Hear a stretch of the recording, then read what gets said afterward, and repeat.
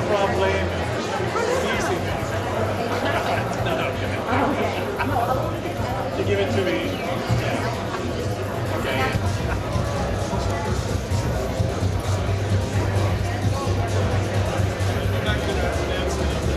Brianmay.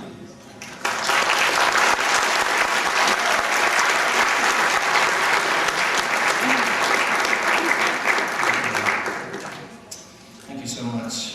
I'd like to start off by proposing a great vote of thanks to Garrick Israelian, because it's because of him that we're all here having this wonderful experience. Maybe a round of applause for Garrick.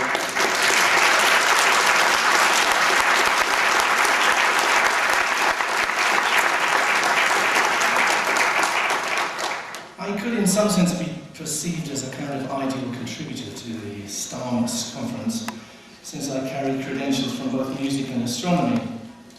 But in this company, particularly the company sitting in the front row here, all I feel is humble.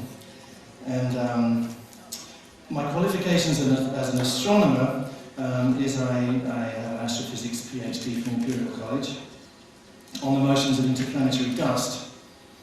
And my credentials as a musician are 40 years recording and touring the world as a member of the rock group Queen and also as a solo artist.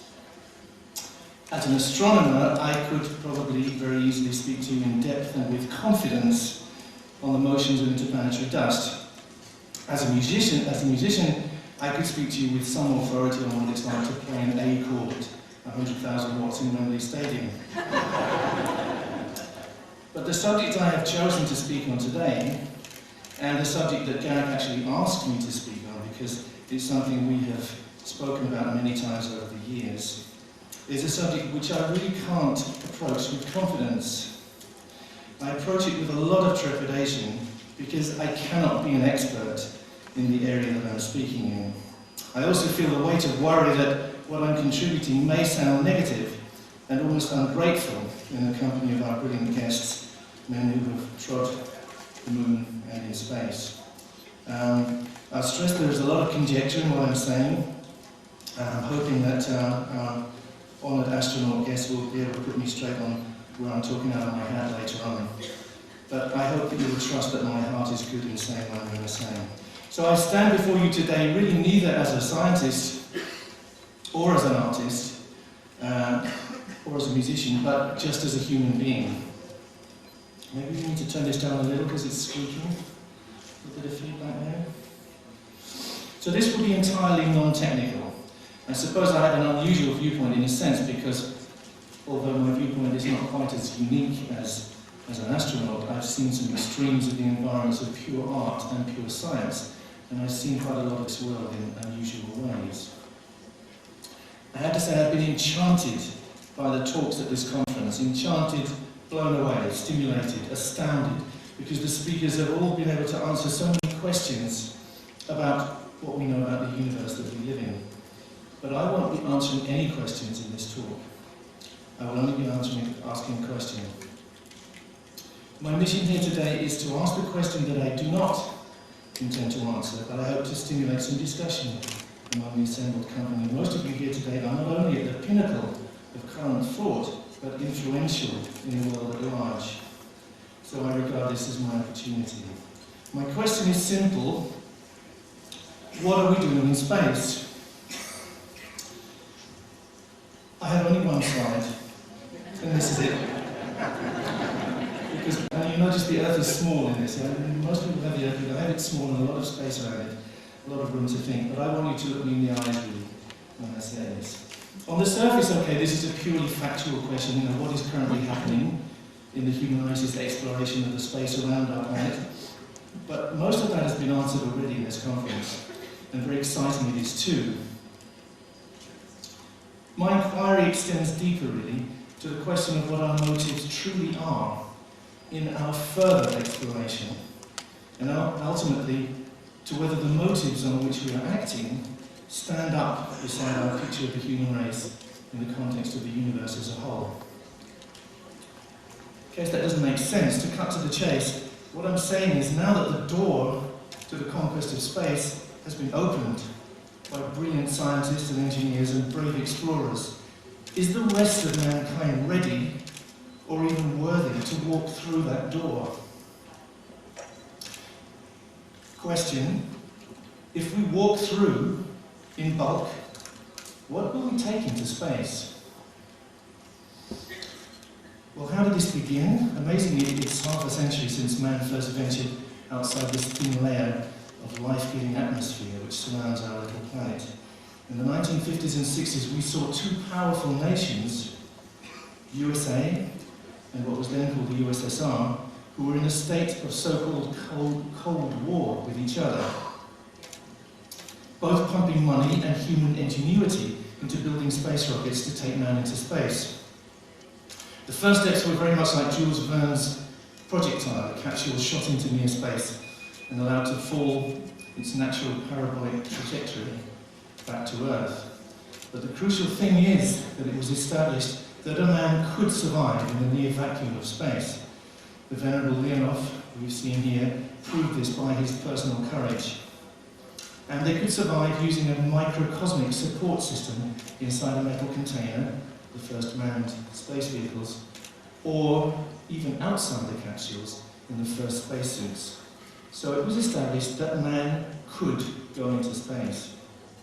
What ensued was a space race, a rush to be the first nation to put a human foot on the moon. Why? Well, why? Was it in the spirit of exploration, of discovery, of pure human curiosity? Yes, of course, it was all these.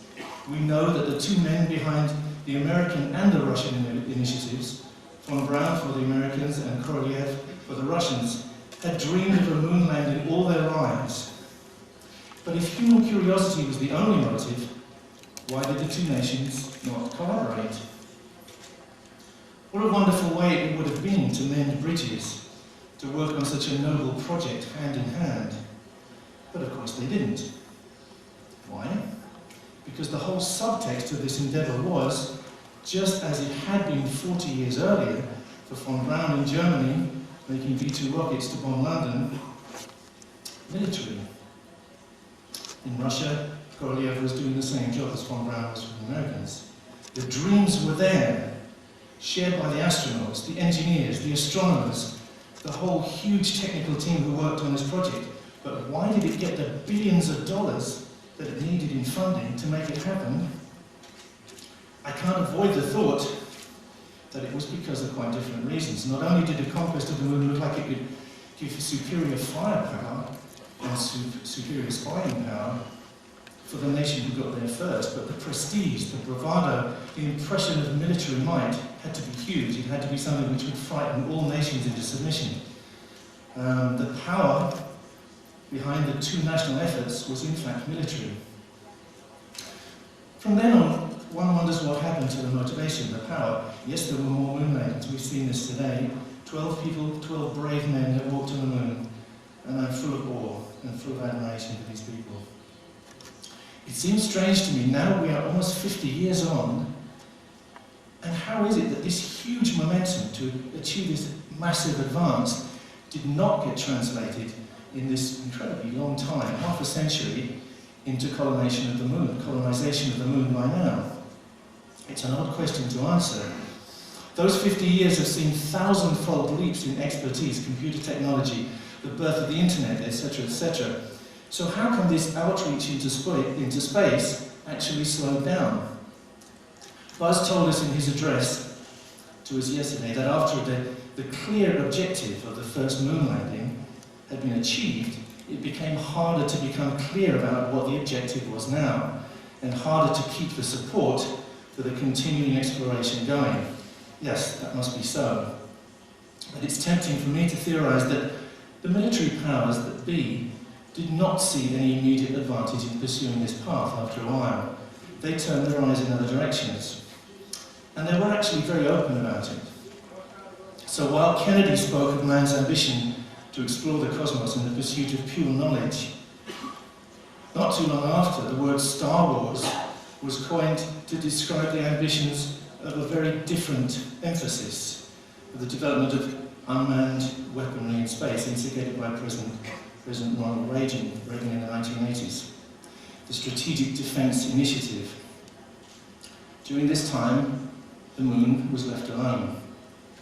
I can only guess, but I look at a reason, this is perhaps more whimsical. I'm involved in trying to get some money to study the zodiacal dust further, and we're failing miserably. We're asking for probably about £10,000 to repeat the experiment that I did for my PhD. Really, it's pure knowledge, it has no application, but it will tell us something about the dust clouds that surround stars, particularly our star. Meanwhile, I contrast this with the roughly $330 million that were allocated for NASA to hit Comet Tempel 1 with a projectile. And please don't tell me that military considerations have nothing to do with the decision-making process. I don't doubt the sincerity of the scientists who pulled off this wonderful feat, but how jolly for the politicians to be able to demonstrate to the world that the USA can hit a target at 100 million miles. So I would say that prime motivation, and it's putative, but perhaps the prime motivation for much of the money allocated to space exploration is evidently still tied up with the military and with political power. If this is true, are we happy with this? Does this give us the right kind of motivation to continue our march into space? Question: is this what we take into space through that door, into the future? Do we take military ambition? Do we take economic ambition? Politics, economics, and the military always seem to conspire very well together. Do we take the greed and selfishness of big business into space? Will we rejoice when we get off that lunar shuttle in seeing a McDonald's sign, or a Kentucky Fried Chicken, Gucci, L'Oreal, hedge funds, insurance brokers? Again, I don't have the answer. What else do we take into space? Well, probably a continuation of our present behaviour on Earth, right? We need new lands, do we? The Earth is no longer big enough for us, right? I actually wrote a song about this many, many years ago. It was called 39, where the astronauts go off and look for new lands, and humanity is able to migrate to new places. But should we look for a moment to the damage we've done already to our own beautiful planet? A planet so uniquely, perfectly suited to our needs, and the needs of all the creatures who, as Richard Dawkins has reminded us, are each at the pinnacle of their evolutionary path and worthily share the Earth with us. Slide number 1. Looking at our planet from afar, it looks so peaceful, so clean, gentle, and unsullied. It evolved over millions of years with its flora and fauna, its delicate and precious balance of emergent life, which may or may not be unique in the whole universe. But this paradise, this Eden, is not showing us the hurt that it's endured in the mere couple of hundred years since man became all-powerful. It's hard to imagine now what Earth was like just 300 years ago, before we covered it with roads and concrete and fast food chains. It was literally teeming with life. It's said that when Captain Cook first dropped anchor in the Seychelles, they looked around the waters and there were so many turtles in the sea that you could walk on them all the way to the shore. Those of us who, perhaps like myself, have been diving for many years know how different the seas look under the surface these days.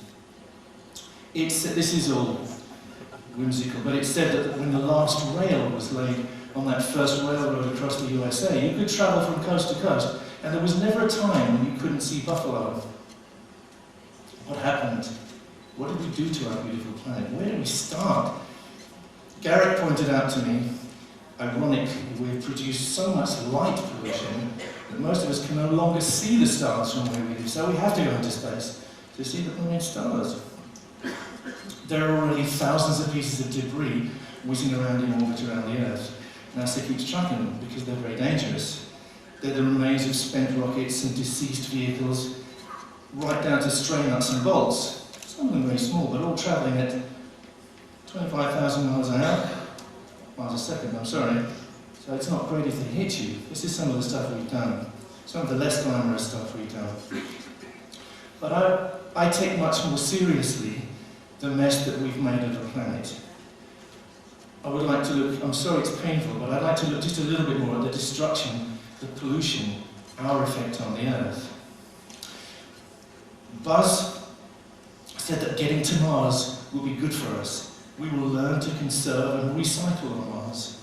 It will teach us to be better people. I know that's true, but I can't help asking if it might be better if we learn to conserve and recycle and be better people before we colonize Mars. It's hardly necessary to point out every detail of the way we've treated our planet. How in only a couple of hundred years we've driven so many land animals into extinction and are well on our way to doing the same to the creatures who live in the sea. How we have stripped the planet of most of its vegetation, the very lungs of the world on which we depend for air. How we have pumped so much pollution into our atmosphere that we can't actually tell if we're causing global climate change or not. Question, is this the kind of behaviour we're going to take into space? Every species of animal currently living on Earth, each is a triumph of evolution. Logically, it would seem to me that each of them have the same rights to a decent life and a decent death as human beings. But somehow, in the rush to propagate our species, the notion came into our heads that really, somehow, man was the only species that mattered.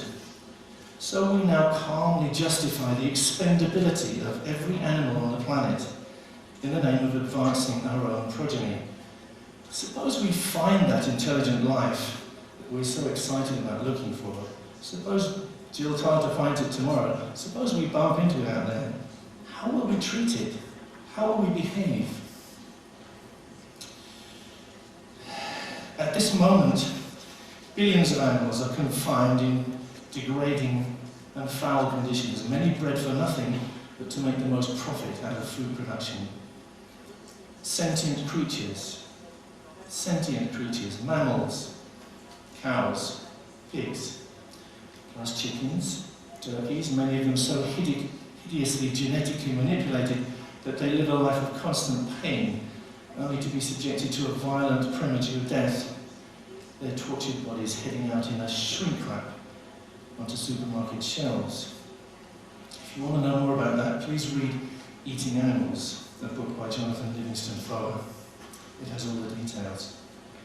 Question, is this the kind of behaviour we want to take into space? At this moment, billions of mammals, sentient, cognizant creatures, are confined in pitiful conditions, deprived of any sensory experience, tortured in the name of scientific research, medical research, the making of cosmetics, and other lame excuses. I've personally been working with the Hadwin Trust in the UK, which has already demonstrated that progress in medicine may actually be accelerated by the replacement of all animals used in medical research, because it eliminates so many pointless and irrelevant experiments, which are inconclusive because most animals react differently to humans from most drugs anyway. The most tragic demonstration of this being the thalidomide case some years ago. This was a drug passed by animal experimentation as safe for humans, leading to its prescription as a cure for nausea for pregnant women, and the result was multiple birth defects, carving a hole in a whole generation of babies. Question, is this the kind of behaviour we'll take into space? Can you take one more? At this moment, birds are being bred in tiny boxes to be released on British moors in a condition in which they basically can't fly properly at all, so they can be mown down by armies of men with guns in the name of sport. At this moment, gangs of men on horseback are lying about what they're doing out in the countryside in Britain, claiming that their packs of hungered dogs accidentally stumbled upon a fox and tore it limb from limb. Yeah, they call it fox hunting, even though it's now illegal in Britain. They call it a sport. They claim that torturing a wild animal to death in the name of sport is a human right, even though this concept was actually roundly thrown out in the European Court in 2009. Question, is this what we'll take into space? At this moment, backed by the governments, they've helped to install farmers whose intensive farming methods have led to the proliferation of disease in livestock and subsequently to the infection of the wild animals around them, are clamouring for the slaughter of the wild animals whose lives have already been blighted by these diseases. The British government has recently announced its determination to cull our native badgers, in spite of the fact that scientific experiments involving the death of 11,000 badgers prove that the culling of badgers will not even contribute to what they're trying to achieve, which is the control of bovine TP and cattle. Is this disregard for the welfare of animals what we will take into space? Okay, perhaps enough, painful enough. That's how we treat the other species on our planet. But how do we treat our own kind? Armstrong and Aldrin planted a worthy plaque on the moon, which we saw this week, saying, "We come in peace, in the name of all mankind." And I don't doubt for 1 second that this thought was in their hearts and their mind. But think back, what did we do walking through that other door? The gentle, peace-loving Pilgrim Fathers opened the door that led to that other new world. Well, perhaps we came in peace, but we all but exterminated the indigenous population, the North American Indians, along with the buffalo, with which they were interdependent. And we enslaved the people of Africa, because we thought they were less deserving than us of freedom and dignity. Slavery was abolished by Wilberforce about 1833, less than 200 years ago. But we know that human trafficking is still rife. Young labour is imported to all Western countries, kept in conditions of no contact with the outside world. Right now, children are trafficked to be used for the pleasure of perverts in an industry which is spread out across the so-called civilized world. Children are made to work the so-called toxic dumps, seeking out chemicals for the profit of men, chemicals which will ultimately kill them. And then worse, the people who keep them enslaved make them endure sexual abuse in return for pickings of the best toxic waste. Lovely. We fight wars for territory, we fight wars for political power, we call ourselves peacekeepers, yet we use our might to make war in impoverished countries, often protecting regimes of questionable morals. We play God, attempting to change the leadership of countries to suit, sometimes, our own economic needs. I guess what I'm saying is our record of abuse to animals is pretty much matched by our abuse to our own kind. You may disagree on some of the details, but I think the principle is there. So my question is, do we take this into space? Is this what we take? Do we take all of this into space? If we allow large numbers of men to go into space, who is to stop a country building a military base on the moon? Or perhaps on a conveniently placed asteroid, a conveniently hard to monitor place, and using this space to bring about the next Hiroshima, the next act of destruction committed in the name of keeping peace, or spreading what we call democracy. Perhaps the next Hiroshima will be New York, or Moscow, or London. Suddenly the conquest of space takes on a very heavy overtone. We all know the story of Copenhagen, the story of the agonies of indecision of Oppenheimer and his colleagues, on whether or not to give the secrets of making an atom bomb to their governments. And we know what the result was.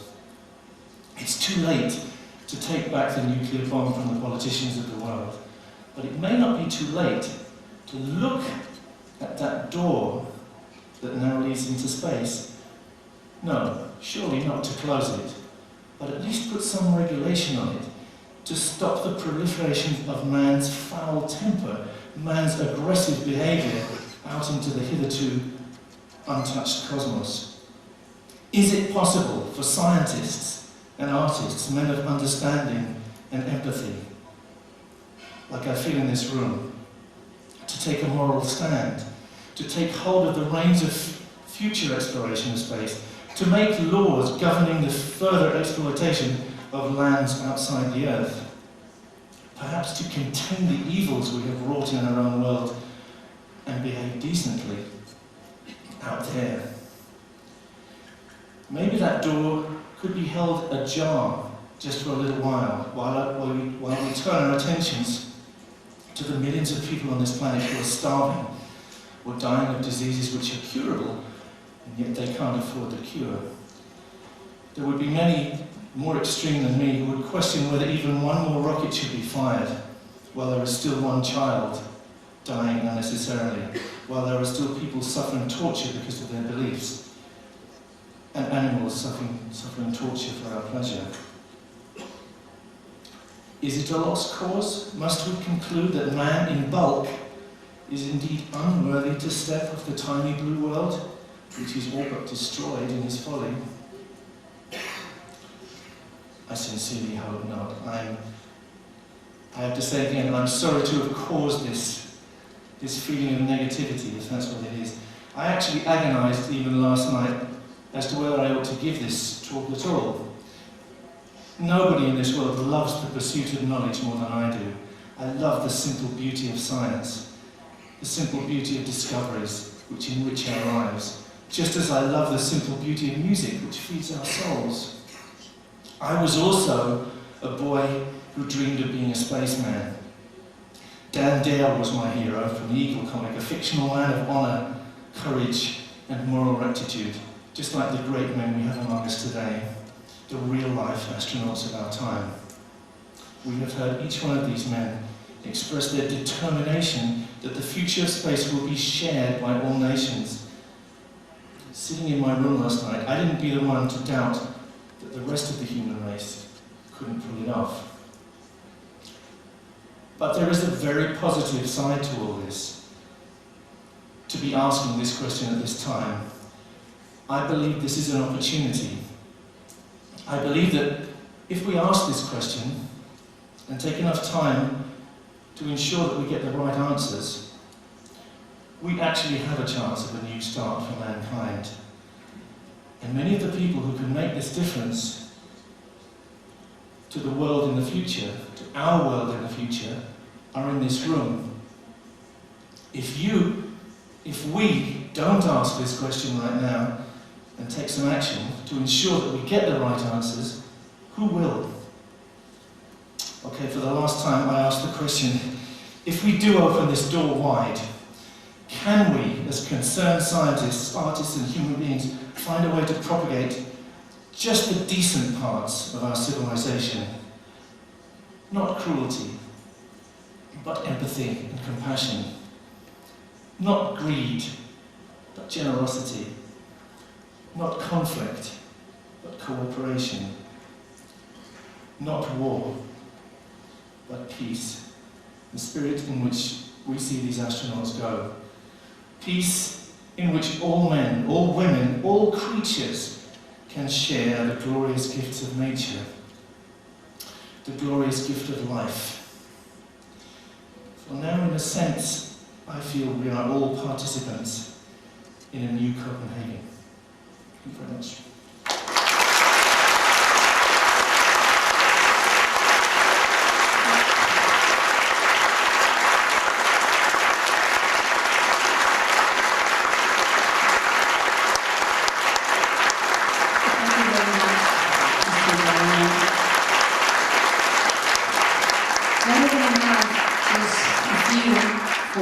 Questions, yes.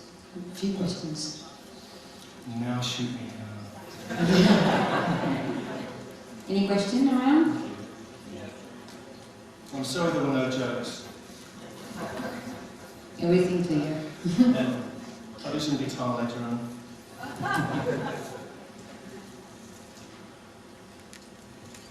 Madam, I'm honoured. Deeply honoured, yeah. Actually, maybe your door will stay somewhat closed for a reason that we're creating another tragedy of the commons in space with all of the debris. We're so close to Chancellor syndrome where the debris on debris collisions exponentiate that we may lose low Earth orbit for 100 years or more. until we clean it up or until it rains out. So maybe there'll be some time Wow. from our own folly Yeah. to let us sort this out. Yeah, it's not too easy to clean up, is it? Wow, amazing. I didn't know that. Is that thank you. I enjoyed your talk immensely. Thank you. Incredible. Any more questions? Last question?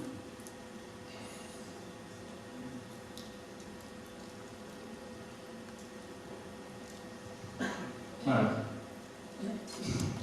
So do you think there is a way to reach the politicians or, I don't know, whoever is more in charge of the world, the people who have power? I think there are ways. I do my little bit in the UK. I try to, I'm involved in a campaign which is centred around wild animals, because I think that's one of the things which need addressing immediately. And yes, I lobby and I make a lot of noise and I use what notoriety I have to try and make people ask questions.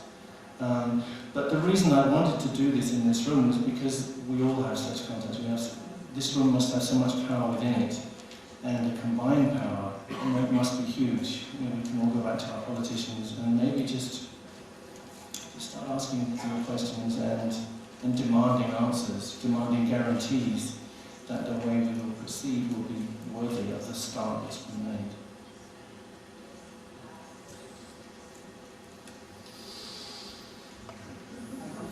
Just the last question. So,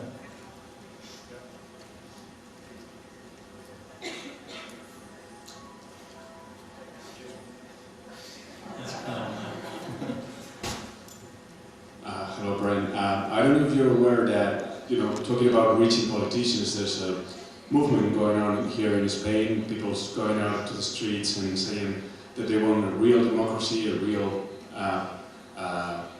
people serving people. I don't know what you think of that, and if you think that's the way to not only solve problems here on Earth, but also take to space what we should.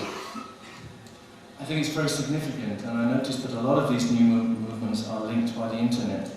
Things are very different now. It used to be that only certain people had a voice, but now we all have a voice. We can all get on there and blog, we can tweet. I actually don't tweet, I don't understand tweeting. But in theory, I can't tweet. But we all have a voice more than ever, and I noticed that a lot of these campaigns are linked in this way, and I think it's very significant, and every part of it is significant. I hope I didn't come across as being too kind of judgmental in any way. I regard myself as an ignorant person who's trying to find out the truth, and the only way to find out the truth is to keep asking the questions. And I hope that that this conference will continue in a high tone, because there is so much magic here, true magic, and I thank you for your patience in listening to my carping.